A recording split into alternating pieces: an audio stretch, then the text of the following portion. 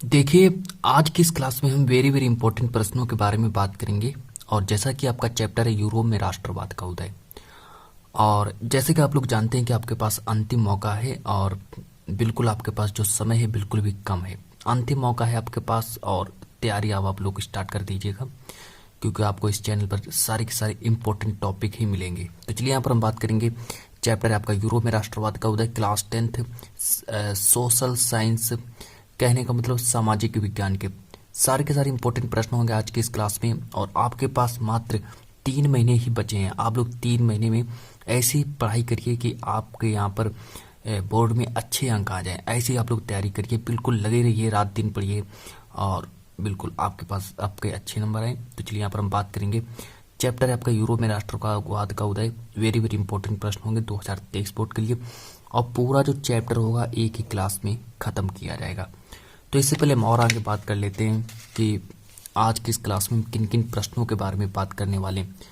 तो आज की इस क्लास में जो आपके प्रश्न होंगे बहुविकल्पी प्रश्न होंगे, सारे के सारे इंपॉर्टेंट प्रश्न होंगे, बहुविकल्पी सारे इंपॉर्टेंट प्रश्न होंगे। फिर देखिए यहाँ पर आपके जो अति लघुत्तरी प्रश्न, आज की इस क्लास में हम अति लघुत्तरी प्रश्नों के बारे में बात करेंगे जो कि सारे के सारे इंपॉर्टेंट होंगे। फिर यहाँ पर देखिए सारे के सारे लघुत्तरी प्रश्नों के बारे में बात करेंगे जो सारे के सारे इंपॉर्टेंट होंगे, बिल्कुल सारे के सारे इंपॉर्टेंट प्रश्न होंगे। और फिर यहाँ हम आपसे विस्तृत उत्तरी प्रश्नों के बारे में बात करेंगे जो कि इम्पोर्टेंट होंगे। सारे के सारे इम्पोर्टेंट प्रश्नों के बारे में बात करेंगे। बिल्कुल आप लोगों को क्लास को अंत तक देखना है। और बिल्कुल आज की इस क्लास में हम बिल्कुल पूरा का पूरा जो चैप्टर है आपका यूरोप में राष्ट्रवाद का उदय, इसको हम आज समाप्त कर देंगे। तो चलिए स्टार्ट करते हैं चैप्टर को। और अब आप लोग कॉपी पेन लेकर बैठ जाइएगा। तो चलिए हम यहाँ पर क्लास को स्टार्ट करते हैं और लाते हैं अपना पहला प्रश्न। चलिए प्रश्न नंबर 1 देखिए मेरा क्या कह रहा है कि जो यंग इटली सोसाइटी का जो संस्थापक है, यंग इटली जो सोसाइटी जो है, यंग इटली सोसाइटी का जो संस्थापक कौन था। तो यंग इटली सोसाइटी का संस्थापक कौन था, जिसमें से आप लोग इसके पहले 4 ऑप्शन देख लीजिए। तो सबसे पहले हम किन प्रश्नों के बारे में बात करने वाले हैं, तो सबसे पहले हम बहुविकल्पी प्रश्नों के बारे में बात करेंगे। जैसा कि बहुविकल्पी प्रश्न होंगे, सबसे पहले आपके बहुविकल्पी प्रश्न होंगे। तो चलिए ये देखिए आपका प्रश्न है कि निम्नलिखित में से यंग इटली सोसाइटी का संस्थापक कौन था, जिसमें आपसे यहाँ पर 4 ऑप्शन दिए गए हैं। Number A option Garibaldi, number B option Cavour, और नंबर बी ऑप्शन दिए बिस्मार्क, नंबर डी ऑप्शन दिए मेजनी। तो इसमें से आप लोगों को क्या करना है कि बोर्ड में ये प्रश्न 1 अंक का पूछा जाएगा, तो आप लोगों को बिल्कुल सही टिक लगाना है। जो ऑप्शन आपको सही लगे बिल्कुल आपको उस पर ही सही ऑप्शन पर लगाना है। तो इसका जो राइट आंसर क्या होगा, इसका राइट आंसर जो आपका दिया है डी नंबर जो इसका है, आप लोग डी नंबर लगा लीजिए। इसका जो डी नंबर है बिल्कुल सही हो जाएगा। अब कुछ छात्र ऐसे भी होंगे जिनको ये प्रश्न याद होगा, तो उन छात्रों के लिए मैं यही कहना चाहूँगा कि वो लोग अपना रिवीजन भी करते चलें, क्योंकि रिवीजन करने के से क्या होता है कि आपको जो चीज़ें याद हैं वो पुनः आपको याद होती रहती हैं। ठीक है, आप चलिए, कई छात्रों को ये प्रश्न याद होगा तो वो क्या उनका रिवीजन भी होता चल रहा है और आगे आने वाली परीक्षाओं में उनके लिए इम्पोर्टेंट होगा। तो चलिए यहाँ पर हम नेक्स्ट जो प्रश्न नंबर जो मेरा सेकंड है, प्रश्न नंबर सेकंड देखते हैं क्या कह रहा है।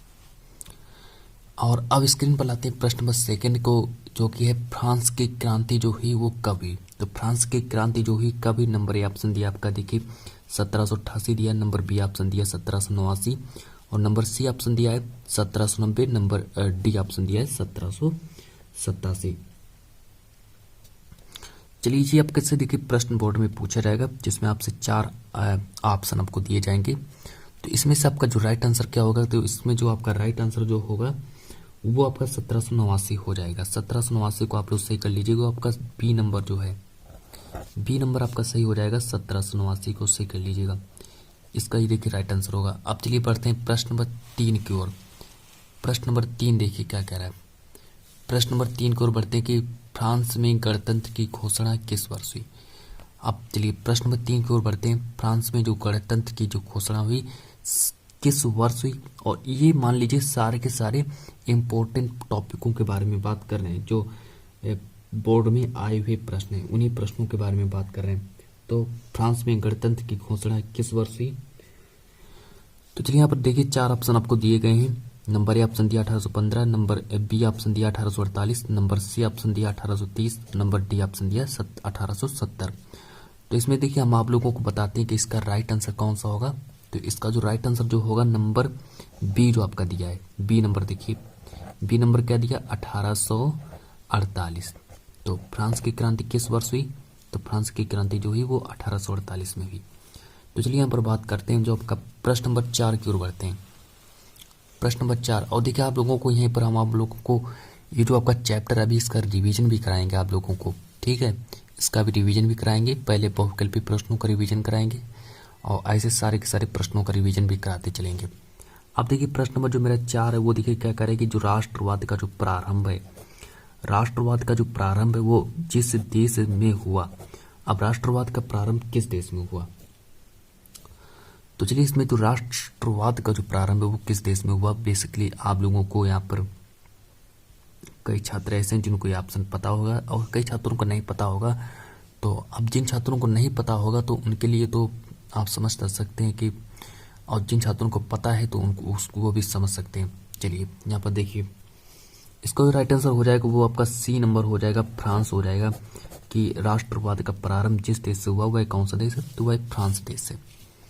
अब चलिए यहाँ पर जो आपका प्रश्न नंबर जो नेक्स्ट है, प्रश्न नंबर देखिए 5 नंबर, प्रश्न नंबर 5 देखिए क्या कह रहा है। प्रश्न नंबर 5 कह रहा है कि जो जर्मनी का जो एकीकरण है, जर्मनी का जो एकीकरण है, जर्मनी का एकीकरण का श्रेय इनमें से किसे दिया जाता है? कहने का मतलब जो जर्मनी का जो एकीकरण का जो श्रेय है वो इनमें से किसे दिया जाता है? किसने जर्मनी का एकीकरण का श्रेय है?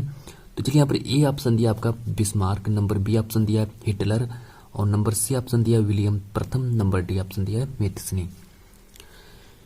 प्रश्न आपका कह रहा है कि जर्मनी के एकीकरण के लिए, जर्मनी का एकीकरण का जो श्रेय है वो किसे दिया जाता है? तो जर्मनी के एकीकरण का जो श्रेय है वो किसे दिया जाता है? जिसमें से आपको देखिए यहाँ पर 4 ऑप्शन आपको भी यहाँ पर दिए गए हैं, जिसमें से आपको सही आंसर पर टिक लगाना है। तो बिल्कुल कई छात्रों को इसका आंसर भी पता होगा। तो जर्मनी का एकीकरण का श्रेय इनमें से किसे दिया जाता है? तो ऑटो वन बिस्मार्क, जो आपका ए नंबर जो दिया है, ए नंबर पर क्या लिखा है उसको सही कर लीजिएगा। ए नंबर पर दिया आपका ऑटो वन बिस्मार्क को सही कर लीजिएगा, ये आपका राइट आंसर हो जाएगा। बिल्कुल अब हम बिल्कुल इंपॉर्टेंट प्रश्नों के बारे में बात करेंगे, ठीक है, बिल्कुल इंपॉर्टेंट प्रश्नों के बारे में बात करेंगे। अब देखिए यहाँ पर देखिए ये प्रश्न देखिए आपका क्या कह रहा है कि जर्मनी का एकीकरण का श्रेय इनमें से किसे दिया जाता है? तो आप लोगों को सही लगाना है ऑटो वन बिस्मार्क को। फिर देखिए अब थोड़ा रिवीजन कर लेते हैं, ठीक है, फिर हम अति लघु उत्तरीय प्रश्नों के बारे में बात करेंगे। पहले थोड़ा रिवीजन कर लेते हैं। अब देखिए यहाँ पर प्रश्न नंबर 4 को देखिए कि राष्ट्रवाद का प्रारंभ जिस देश से हुआ वह कौन सा देश है? तो यहाँ पर हमने सी नंबर बताया आपका जो फ्रांस है, यहाँ से राष्ट्रवाद का प्रारंभ हुआ। फिर देखिए हमने नेक्स्ट प्रश्न के बारे में बात की, जो फ्रांस में जो गणतंत्र की जो घोषणा है वो किस वर्ष हुई? तो फ्रांस में जो गणतंत्र की जो घोषणा है वो जो आपका बी ऑप्शन जो दिया है 1848, जो आपका बी नंबर ऑप्शन दिया 1848 में हुई। ये सारे प्रश्नों को लिखते भी जाइएगा। अब देखिए यहाँ पर प्रश्न नंबर जो आपका सेकंड है कि फ्रांस की जो क्रांति हुई, फ्रांस की जो क्रांति वो किस वर्ष हुई? तो बी ऑप्शन जो आपका सही हो जाएगा, फ्रांस की क्रांति जो हुई वो 1789 में हुई। फिर देखिए हमने यहाँ पर बात की जो यंग इटली सोसाइटी का जो संस्थापक है वो कौन था? तो यंग इटली सोसाइटी का जो संस्थापक था वो मेजनी था। बिल्कुल स्टूडेंट्स आप लोग बताइए कि आप लोगों को आज की क्लास कैसी लग रही है? अभी आपकी जो क्लास है समाप्त नहीं हुई है, अभी हम अति लघु उत्तरीय प्रश्न और लघु उत्तरीय प्रश्न और विस्तृत उत्तरीय प्रश्नों के बारे में बात करेंगे। तो चलिए इसी के साथ बढ़ते हैं प्रश्न नंबर जो मेरा नेक्स्ट है, और प्रश्न नंबर नेक्स्ट की ओर बढ़ते हैं। अब देखिए अब प्रश्न नंबर जो मेरा नेक्स्ट है, प्रश्न नंबर नेक्स्ट देखिए मेरा क्या कह रहा है, प्रश्न नंबर नेक्स्ट को समझिएगा।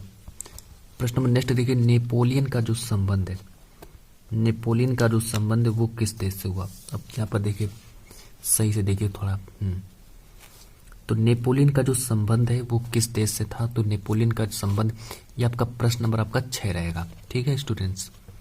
स्टार्ट करते हैं क्लास को यहाँ से। अभी आपके यहाँ पर 3 बहुविकल्पी प्रश्न और होंगे। अभी आपके 3 बहुविकल्पी प्रश्न हैं, एक ये आपका रहेगा, फिर ये रहेगा, फिर एक और भी आ रहा है। फिर इसके बाद हम स्टार्ट करेंगे अति लघु उत्तरीय प्रश्न, वो भी इंपॉर्टेंट अति लघु उत्तरीय प्रश्न होंगे। तो चलिए यहाँ पर हम पहले बात कर लेते हैं कि जो नेपोलियन का जो संबंध है, तो सबसे पहले तो यहाँ पर हम बात करेंगे कि जो नेपोलियन का जो संबंध वो किस देश से हुआ। तो नेपोलियन का संबंध किस देश से था, जिसमें से आपको यहाँ पर देखिए 4 ऑप्शन दिए हैं, जर्मनी, फ्रांस, इटली और इंग्लैंड। इस प्रश्न को देखिए पहले कि जो नेपोलियन का जो संबंध है, नेपोलियन का जो संबंध वो किस देश से था। चलिए ये आपका देखिए प्रश्न नंबर कौन सा रहेगा, ये आपका प्रश्न नंबर 6 रहेगा। प्रश्न नंबर आपका ये 6 रहेगा, ठीक है स्टूडेंट्स। तो इसमें से इसका जो राइट आंसर क्या होगा, तो फ्रांस जो है आपका सही हो जाएगा कि नेपोलियन का जो संबंध वो किस देश से था, तो आपका फ्रांस सही हो जाएगा। अब इसी के साथ बढ़ते हैं प्रश्न नंबर 7 की ओर। प्रश्न नंबर 7 को देखिए क्या कह रहा है। प्रश्न नंबर 7 देखिए क्या कह रहा है मेरा कि इटली का जो एकीकरण है, इटली का जो एकीकरण है वो किसके नेतृत्व में किया गया। अब इटली का एकीकरण किसके नेतृत्व में किया गया, इसमें आपको बताना है। तो नंबर ए ऑप्शन दिया आपका गैरिबाल्डी, नंबर बी ऑप्शन दिया ऑटो वन बिस्मार्क, और नंबर सी ऑप्शन दिया आपका नेपोलियन, और नंबर डी ऑप्शन दिया विलियम प्रथम। बिल्कुल 100% सारे के सारे इंपोर्टेंट प्रश्न होंगे जो आपके बोर्ड के लिए महत्वपूर्ण टॉपिक होंगे। तो चलिए यहाँ पर देखिए इटली का एकीकरण के लिए अभी देखिए इटली का एकीकरण किसके नेतृत्व में किया गया। तो यहाँ पर जो आपका गैरिबाल्डी जो दिया है, कहीं पर भी अगर गैरिबाल्डी दिया हो वो आपका सही हो जाएगा। नंबर ए ऑप्शन जो है आपका सही हो जाएगा। जो गैरिबाल्डी जो है, गैरिबाल्डी को सही कर लीजिएगा, ये आपका सही हो जाएंगे गैरिबाल्डी। कि इटली का एकीकरण किसके नेतृत्व में किया गया, तो इटली का जो एकीकरण है वो गैरिबाल्डी के नेतृत्व में किया गया। अब चलिए यहाँ पर बढ़ते हैं। अब देखिए यहाँ पर देखिए और आगे बढ़ते हैं। अब आज के इस क्लास को जो ये लघु, अब जो ये देखिए प्रश्न नंबर जो 8 जो रहेगा ये कैसा प्रश्न है। प्रश्न नंबर 8 जो रहेगा ये लघु बहुविकल्पी प्रश्न है, और इसके बाद जो प्रश्न आएंगे वो अति लघु उत्तरीय के प्रश्न आएंगे, इतना समझिए। अब देखिए प्रश्न क्या कह रहा है कि 1848 की जो फ्रांसीसी राज्य क्रांति, 1848 की फ्रांसीसी राज्य क्रांति के फलस्वरूप क्या हुआ। तो क्या हुआ आप लोगों को यहाँ पर बताना होगा। तो इसमें से आपको यहाँ पर देखिए 3 ऑप्शन दिए गए हैं, और नंबर ए ऑप्शन दिया आपका निरंकुश राजतंत्र की स्थापना हुई, नंबर बी ऑप्शन दिया सीमित राजतंत्र की स्थापना हुई, नंबर सी ऑप्शन दिया सैन्य शासन की स्थापना हुई। चलिए यहाँ पर देखिए, और नंबर डी ऑप्शन जो दिया है वो आपका यहाँ पर लिखा नहीं है, और जो आपका इसका जो आंसर जो होगा वो आंसर नहीं दिया गया है, तो इसका आंसर आप लोग लिख लीजिएगा। चलिए इसका आंसर कौन सा हो जाएगा, तो यहाँ पर देखिए इसका आंसर आप लोग लिख लीजिएगा। इसका जो बिल्कुल जो आपका सही जो होगा डी नंबर जो इसका सही होगा वो क्या होगा। आप चलिए इसका जो सही ऑप्शन क्या होगा कि गणतंत्र की स्थापना हुई। गणतंत्र यहाँ पर लिख लीजिए,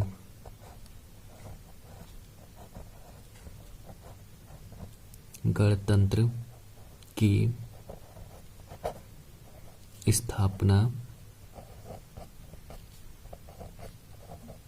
गणतंत्र की स्थापना हुई। ये देखिए, तो ये गणतंत्र की स्थापना हुई, ये आपका डी नंबर था, जो बेसिकली हमसे थोड़ा मिसप्रिंट हो गया होगा, या फिर कुछ कोई दिक्कत हो गई होगी, इसीलिए प्रश्न लिखने के लिए थोड़ा इसका जो आंसर है नहीं लिख पाए होंगे। तो चलिए यहाँ पर जो आपका डी नंबर जो है आपका सही हो जाएगा। डी नंबर क्या करेगी, जो गणतंत्र की स्थापना हुई, तो आपका जो ये जो आपका सही है ये आपका सही हो जाएगा नंबर डी को आप लोग सही कर लीजिए, गणतंत्र की स्थापना हुई। तो अब ये बात है कि अब यहाँ से प्रश्न जो है किस टाइप के होंगे, तो यहाँ से प्रश्न अब आपके अति लघु उत्तरीय प्रश्नों के बारे में बात करेंगे। अब यहाँ से आपके अति लघु उत्तरीय प्रश्न स्टार्ट हो जाएंगे। तो चलिए अति लघु उत्तरीय प्रश्नों के बारे में बात करते हैं। तो अति लघु उत्तरीय प्रश्नों में जो मेरा पहला जो प्रश्न होगा वो क्या रहेगा, तो उस प्रश्न को देख लेते हैं। अब देखिए अति लघु उत्तरीय प्रश्न का जो पहला और इम्पोर्टेंट टॉपिक कैसा रहेगा। चलिए प्रश्न नंबर 9 कह रहा है कि जर्मनी के एकीकरण में सबसे महत्वपूर्ण योगदान किसका था। अब देखिए जर्मनी के एकीकरण में सबसे महत्वपूर्ण योगदान किसका था।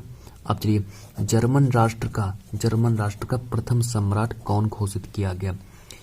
अब इसका भी आंसर आप लोगों को बताना पड़ेगा, जिसमें से हम आप इसके चलिए इसमें देखिए इसका आंसर किस टाइप से लिखेंगे कि जर्मनी। अब जो जर्मनी के एकीकरण में सबसे महत्वपूर्ण योगदान किसका था, तो जर्मनी के एकीकरण में सबसे महत्वपूर्ण जो योगदान था वो ऑटो वन बिस्मार्क का था। समझिए कि जर्मनी के एकीकरण में सबसे महत्वपूर्ण योगदान किसका था, तो जर्मनी के एकीकरण में सबसे महत्वपूर्ण योगदान ऑटो वन बिस्मार्क का था। याद करिए, इतना याद हो गया होगा। अब देखिए सबसे महत्वपूर्ण योगदान था, किसका महत्वपूर्ण योगदान था? तो ऑटो वन बिस्मार्क का सबसे महत्वपूर्ण योगदान था। फिर देखिए यहाँ पर, फिर देखिए आगे क्या कह रहा है कि जर्मन राष्ट्र का प्रथम सम्राट, जर्मन राष्ट्र का प्रथम सम्राट कौन घोषित किया गया? तो इतने का आंसर क्या होगा? तो प्रसा के राजा, प्रसा के राजा कौन है? विलियम प्रथम। प्रसा के राजा विलियम प्रथम को जर्मन राष्ट्र का प्रथम सम्राट घोषित किया गया। इतना आप लोग याद करके, और ये प्रश्न आपका कंप्लीट हुआ है। और इसके बाद हम आपको कुछ रिवीजन कराना चाहेंगे, तो आप लोग थोड़ा रिवीजन भी कर लीजिए। यहाँ पर देखिए कह रहा है कि प्रश्न नंबर 9 क्या कह रहा है कि जर्मनी के एकीकरण में सबसे महत्वपूर्ण योगदान किसका था? फिर कह रहे हैं कि जर्मन राष्ट्र का प्रथम सम्राट कौन घोषित किया गया? तो जर्मनी के एकीकरण में जो ऑटो वन जो बिस्मार्क हैं उनका सबसे ज्यादा महत्वपूर्ण था, है ना, योगदान था। फिर देखिए प्रसा के राजा विलियम प्रथम को जर्मन राष्ट्र का प्रथम सम्राट घोषित किया गया। फिर देखिए आपको थोड़ा रिवीजन भी करा दें, जैसा मैंने बहुविकल्पी प्रश्नों में कराया था। अब यहाँ पर देखिए कह रहा है कि 1848 की फ्रांसीसी राज्य क्रांति के फलस्वरूप क्या हुआ? तो इसका आंसर जो हो जाएगा वो गणतंत्र की स्थापना हुई। फिर देखिए और आगे बात कर लेते हैं कि जो इटली का जो एकीकरण है, इटली का एकीकरण जो है वो किसके नेतृत्व में किया गया? तो गैरीबाल्डी के नेतृत्व में किया गया। इसको याद कर लें। अब चलिए प्रश्न नंबर 6 देखिए कि नेपोलियन का संबंध किस देश से था? तो वो आपका फ्रांस जो है सही हो जाएगा। अब यहाँ पर देखिए बढ़ते हैं, आपका देखिए नेक्स्ट जो अति लघु उत्तरी प्रश्न क्या है, ये भी देखिए अति लघु उत्तरी प्रश्न है। आप लोग देख लीजिए कितना इंपॉर्टेंट टॉपिक है, हर साल पूछा जाता है बोर्ड में ये प्रश्न, ठीक है, बिल्कुल बहुत पूछा जाता है ये प्रश्न। आप देखिए यहाँ पर बात करते हैं कि जो प्रश्न नंबर पहले 10 को पहले सही से पढ़ लीजिएगा, प्रश्न नंबर 10 को पहले सही से पढ़ लीजिएगा। क्या करे प्रश्न नंबर 10 कि ऑटो वन बिस्मार्क को जर्मनी के एकीकरण का जनक क्यों कहा जाता है? 2 कारण लिखो। यहाँ पर अब आपको 2 कारण लिखने पड़ेंगे कि जो ऑटो वन बिस्मार्क जो हैं उनको जर्मनी के एकीकरण का जनक क्यों कहा जाता है। यहाँ पर आपको 2 कारण भी बताने पड़ेंगे, क्योंकि यहाँ पे आपके सामने लाएंगे हम 2 कारण। वो कौन कौन से ऐसे 2 कारण हैं जिससे कि जो ऑटो वन बिस्मार्क उनको जर्मनी का एकीकरण जो कहा जाता है, ऐसा कौन सा कारण है? तो देखिए बिस्मार्क ने क्या किया? तो बिस्मार्क ने सुधार एवं कूटनीति के अंतर्गत, बिस्मार्क ने क्या किया कि बिस्मार्क ने सुधार एवं कूटनीति के अंतर्गत क्या किया कि जर्मनी के क्षेत्रों का क्या करना प्रारंभ कर दिया? तो क्या प्रयास किया? तो जर्मनी के क्षेत्रों का जो प्रसाकरण है, जर्मनी के क्षेत्रों का प्रसाकरण अथवा प्रसा का एकीकरण करने का प्रयास किया। तो इस तरीके से उनको ऑटो वन बिस्मार्क को जर्मनी के एकीकरण का जनक इसीलिए कहा जाता है कि उन्होंने क्या किया कि उन्होंने कई सुधार किए। जैसे सुधार में क्या किया कि उन्होंने कूटनीति के अंतर्गत जर्मनी के क्षेत्रों का प्रसाकरण अथवा प्रसा का एकीकरण करने का प्रयास किया। फिर देखिए यहाँ पर हम और आगे बात करते हैं जो इनका जो दूसरा कारण क्या था। दूसरा जो इसका सेकंड हमको क्या लिखना है? इन्होंने किसका पालन किया? लौह। चलिए अब देखिए यहाँ पर रक्त और लौह की नीति का पालन करने वाले कौन थे? तो रक्त और लौह की नीति का पालन करने वाले आपके बिस्मार्क ही हैं। तो बिस्मार्क ने जर्मनी के एकीकरण के लिए रक्त और लौह की नीति का पालन किया। इन्होंने रक्त और लौह की नीति का भी पालन किया था। तो बिस्मार्क ने रक्त एवं लौह की नीति का पालन किया। और इसके देखिए 2 ये हम आपके यहाँ पर बात कर चुके हैं। अब इसी के साथ इतना आप लोगों को समझ में आ गया होगा। चलिए, और इतना अगर आप लोगों को समझ में आ गया तो यहाँ से स्टार्ट करते हैं। आपके लघु उत्तरी प्रश्नों के बारे में बात करेंगे, जो थोड़ा लॉन्ग टाइम में प्रश्न रहेगा कि जर्मनी का एकीकरण कब और कैसे हुआ, ये हमको समझाना है यहाँ पर। कि जो जर्मनी जो है, जर्मनी में जो जर्मनी का कहने का मतलब जो जर्मनी का जो एकीकरण है, आप चलिए प्रश्न में 11 डालिए और लिखना स्टार्ट करिए कि जर्मनी का जो एकीकरण है, जर्मनी के एकीकरण का नेतृत्व जो है, यहाँ पर कहने का प्रश्न का कहने का मतलब कि जर्मनी का एकीकरण कब और कैसे हुआ। तो चलिए अब आप लोग लिखना भी स्टार्ट करिए।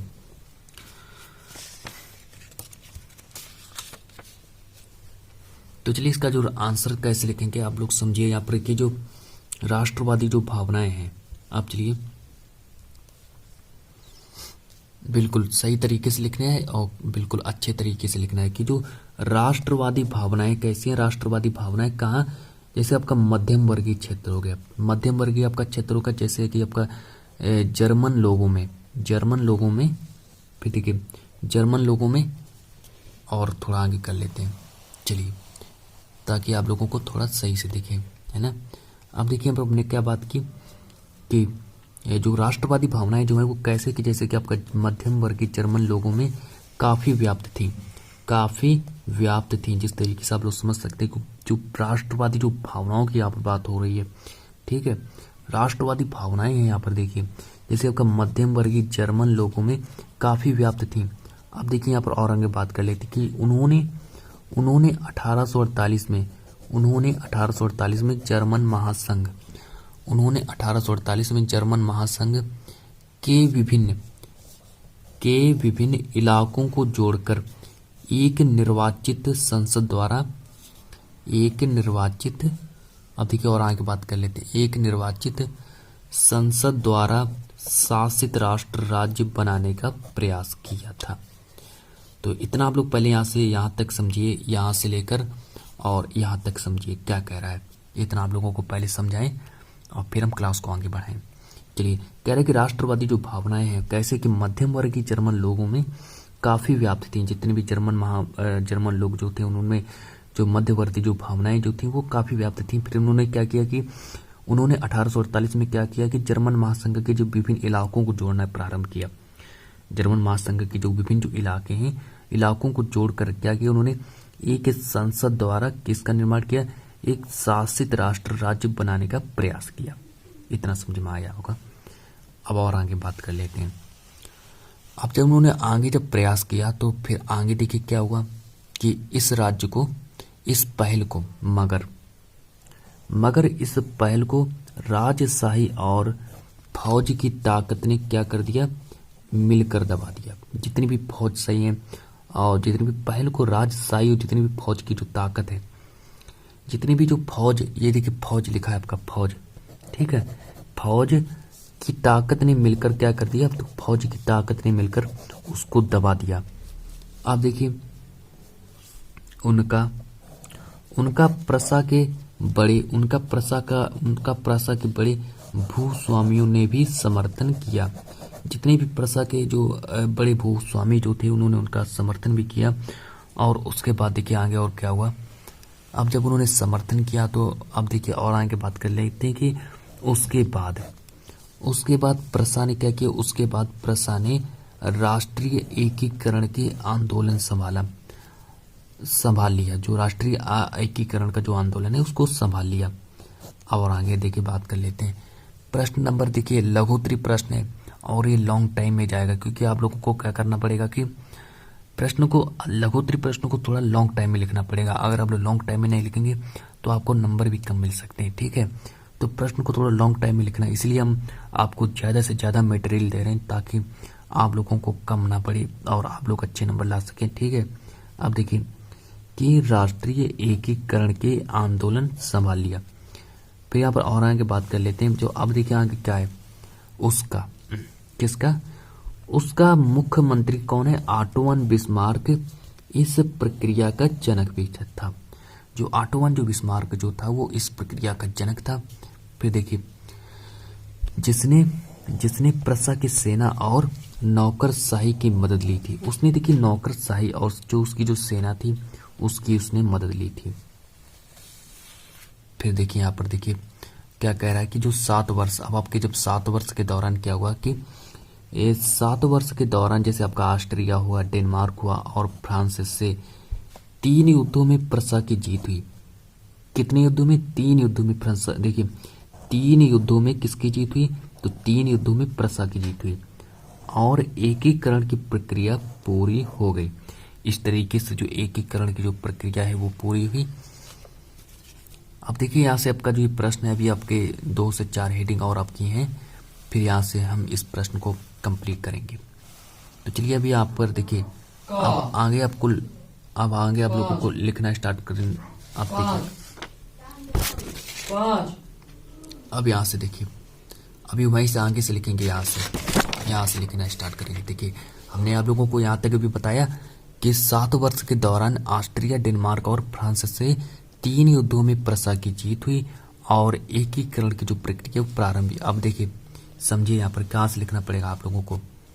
देखिए ये देखिए यहाँ से प्रक्रिया जब कंप्लीट हो गई, अब देखिए यहाँ पर, अब देखिए यहाँ देखिए प्रक्रिया जैसे ही आपकी पूरी हुई तो क्या हुआ कि जैसे जनवरी जो आपका जनवरी 1871 में क्या हुआ कि वर्साय में हुए एक समारोह में प्रसा के राजा विलियम प्रथम को जर्मनी का सम्राट घोषित किया गया। इस तरह 1871 में जर्मनी का एकीकरण हुआ और ये आपका जो प्रश्न है वो भी कंप्लीट हुआ। ठीक है, आपका जो प्रश्न नंबर है वो भी कंप्लीट हुआ। तो चलिए यहाँ पर हमने बात की और इससे इम्पोर्टेंट प्रश्न के बारे में बात करिए हमने यहाँ पर। चलिए प्रश्न नंबर आप 12 की ओर बढ़ते हैं और ये देखिए प्रश्न नंबर 12 है, वेरी वेरी इंपॉर्टेंट प्रश्न है।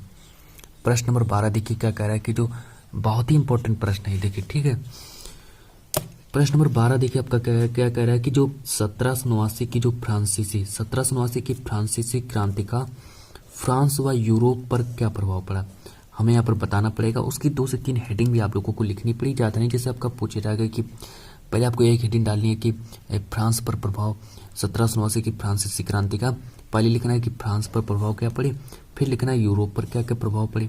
इस तरीके से आप लोगों को आंसर में लिखना पड़ेगा। अब देखिए कि फ्रांस की क्रांति के 2 परिणाम भी लिखिए, या करके अथवा करके भी आपसे पूछ सकता है, इतना याद रखना है। ठीक है, आपसे प्रश्न अथवा करके भी पूछ सकता है कि यह फ्रांस की क्रांति के 2 परिणाम बताइए, और यह फिर पूछ सकता है कि 1789 की फ्रांसीसी क्रांति का फ्रांस व यूरोप पर क्या प्रभाव पड़े।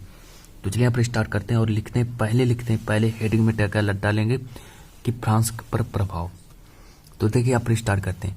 अब देखिए 1789 में फ्रांस में जो क्रांति हुई, अब 1789 में जो फ्रांस में जो क्रांति हुई, अब देखिए और आगे बात कर लेते हैं उसके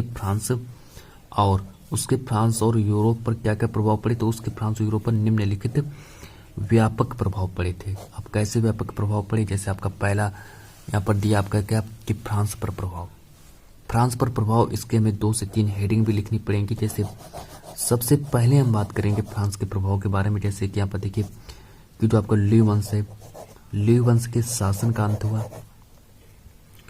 जो ल्यूई वंश का जो शासन है फ्रांस पर क्या क्या प्रभाव पड़े, तो सबसे पहले जो ल्यूई वंश का जो शासन जो था उसका अंत हुआ, और उसके स्थान पर क्या हुआ, उसके स्थान पर लोकतांत्रिक शासन की स्थापना हुई। उसके स्थान पर किसकी स्थापना हुई, तो उसके स्थान पर लोकतांत्रिक शासन की स्थापना हुई। फिर देखिए और आगे बात कर लेते हैं इसका जो सेकंड हेडिंग में क्या डालेंगे, सेकंड हेडिंग में डालेंगे कि न्याय व्यवस्था का पुनर्गठन करके देश के लिए नवीन कानून संहिता लागू की गई। इस तरीके से आप देखिए यहाँ पर देखिए नंबर 2 हेडिंग आप लोग पढ़ चुके हैं। ठीक है, ये फ्रांस के प्रभाव की बात हो रही है। अब देखिए इसकी जो तीसरी हेडिंग कैसे लिखेंगे, अब इसकी तीसरी हेडिंग भी आप लोग देख लीजिएगा। चलिए तीसरी हेडिंग में देखिए इसके क्या है, फ्रांस के प्रभाव पर बात हो रही है। ठीक है, इतना समझिए, फ्रांस के प्रभाव की बात हो रही है। तीसरी हेडिंग लिखेंगे यहाँ पर सरकार द्वारा क्या किया गया, सरकार द्वारा लोक कल्याणकारी कार्य किए गए, जैसे सड़कों, पुलों, नहरों, अस्पतालों, बांधों, स्कूलों आदि का निर्माण किया गया। तो सरकारों द्वारा क्या किया गया, सरकार द्वारा इनका निर्माण भी किया गया। जैसे कि लोक कल्याणकारी जो जितने भी कार्य हैं वो किए गए, जैसे सड़कों का निर्माण किया गया, पुलों का निर्माण किया गया, नहरों का निर्माण किया गया, अस्पतालों का निर्माण किया गया, बांधों और स्कूलों आदि का निर्माण किया गया। फिर देखिए यहाँ पर आगे क्या बात हो रही है, फिर आगे देखिए कि यहाँ पर जैसे समानता, स्वतंत्रता, जबकि जो समानता है और साथ ही साथ में जो स्वतंत्रता है, समानता, स्वतंत्रता, भ्रातृत्व लिखा। ठीक है, कि भावनाओं से भरे हुए नए समाज की नींव रखी गई। ये आपका नंबर 3 रहेगा फ्रांस पर प्रभाव का। फिर देखिए नंबर 4 के बारे में बात कर लेते हैं यहाँ पर कि जो प्रभु सत्ता है, जबकि प्रभु सत्ता राजतंत्र के हाथों से निकलकर कहाँ चली गई, तो जनता में निवास करने लगी। जैसे कि उसकी जो प्रभु सत्ता है वो राजतंत्र के हाथों से निकलकर जनता में निवास करने लगी। फिर देखिए नंबर 5 के बारे में बात करते हैं और यहाँ से आपका जो ये यूरोप पर प्रभाव फिर यहाँ से स्टार्ट होगा। यहाँ पर जो प्रश्न आपका क्या कह रहा था, प्रश्न देखिए आपका क्या कह रहा था, प्रश्न पहले समझिए कि फ्रांस व यूरोप पर क्या प्रभाव पड़े, फ्रांस व यूरोप पर क्या प्रभाव पड़े। तो सबसे पहले हम यहाँ पर बात कर रहे हैं फ्रांस पर प्रभाव। तो फ्रांस पर प्रभाव जो है इस पर कंप्लीट हो चुका है। ठीक है, तो अब हम बात करेंगे यूरोप पर क्या क्या प्रभाव पड़े। अब हम यूरोप पर प्रभाव के बारे में बात करेंगे। तो चलिए समझते हैं यहाँ पर जो आपका ईस्टेट, पहले इसका जो फ्रांस के प्रभाव का जो 5वां नंबर है उसको देख लीजिए कि ईस्टेट जनरल के स्थान पर क्या हुआ कि सक्रिय नागरिकों के द्वारा चुनी गई नेशनल असेंबली का गठन किया गया। अब चलिए अब आगे स्टार्ट करते हैं। जो इसका नंबर जो नेक्स्ट रहेगा वो रहेगा यूरोप पर प्रभाव के बारे में बात करेंगे। तो यूरोप पर क्या क्या प्रभाव पड़े आप लोगों को, ज़्यादा नहीं मिनिमम 2 हेडिंग आप लोगों को लिखनी पड़ेंगी यूरोप पर प्रभाव के। चलिए देखिए कि यूरोप में भी राष्ट्रवाद को मजबूती मिली और राष्ट्र राज्यों का उदय होने लगा। ये नंबर 1 रहेगा इसका। और जो इसका नंबर 2 जो आप लोगों को लिखना है, क्या लिखना है कि नंबर 2 देखिए आप लोगों को क्या लिखना है कि यूरोप के अन्य राष्ट्र के लोग भी मानवीय अधिकारों की मांग करने लगे। अब जो यूरोप के जो अन्य राष्ट्र के जो लोग थे वो क्या करने लगे कि मानवीय अधिकारों की मांग करने लगे। फिर देखिए प्रश्न नंबर जो आपका नेक्स्ट है, प्रश्न नंबर आपका देखिए नेक्स्ट क्या रहेगा। ये देखिए 2 महत्वपूर्ण टॉपिक हैं। ये देखिए 2 महत्वपूर्ण टॉपिक हैं। आप लोग क्या करें या फिर आप लोग बताएं कि इसकी हम पार्ट 2 आपका बना देंगे, ठीक है। ये जो आपके 2 महत्वपूर्ण जो प्रश्न हैं, ये जो आपके 2 महत्वपूर्ण प्रश्न है, प्रश्न नंबर 13 देखिए, प्रश्न नंबर 14 देखिए, इसका पार्ट 2 है, नेक्स्ट क्लास में आएगा। तो आप लोग क्या करिए जल्दी जल्दी से चैनल को सब्सक्राइब भी कर लीजिए। सो फाइनली आप देखिए कि प्रश्न नंबर 13 देखिए क्या करें कि जो वियना कांग्रेस सम्मेलन कब और कहाँ हुआ। अब प्रश्न नंबर 14 देखिए कि इटली के एकीकरण पर प्रकाश डालो, इटली के एकीकरण पर प्रकाश डालो। ये देखिए 2 इम्पोर्टेंट प्रश्न हैं और ऐसा करेंगे कि हम आप लोगों को बता देंगे, इसका हम पार्ट 2 बना देंगे, ठीक है। इसका हम पार्ट 2 बना देंगे। तो पार्ट 2 में हम इन 2 प्रश्नों के बारे में बात कर लेंगे। तो आप लोग इसे पार्ट 1 समझ सकते हैं और पार्ट 2 में हम इन प्रश्नों के बारे में बात करेंगे और चैप्टर आपको वही रहेगा यूरो में राष्ट्रवाद का उदय, ठीक है। तो अभी आपका जो चैप्टर यूरो में राष्ट्रवाद का उदय वो अभी आपका समाप्त नहीं हुआ है क्योंकि आपके 2 महत्वपूर्ण टॉपिक अभी आपके छूट गए हैं और फिर इसके बाद हम नेक्स्ट जो आपका चैप्टर रहेगा उस चैप्टर के बारे में बात करेंगे। तो चलिए स्टूडेंट्स बताइए आज की क्लास जो है आप लोगों को कैसी लगी और हमने कितने इंपॉर्टेंट प्रश्नों के बारे में बात की। जो आपका चैप्टर है यूरो में राष्ट्रवाद का उदय वो आपका मैंने चैप्टर यहाँ पर समाप्त कर दिया। तो आज की इस क्लास को सिर्फ इतना ही रखते हैं और मिलते हैं नेक्स्ट वीडियो में।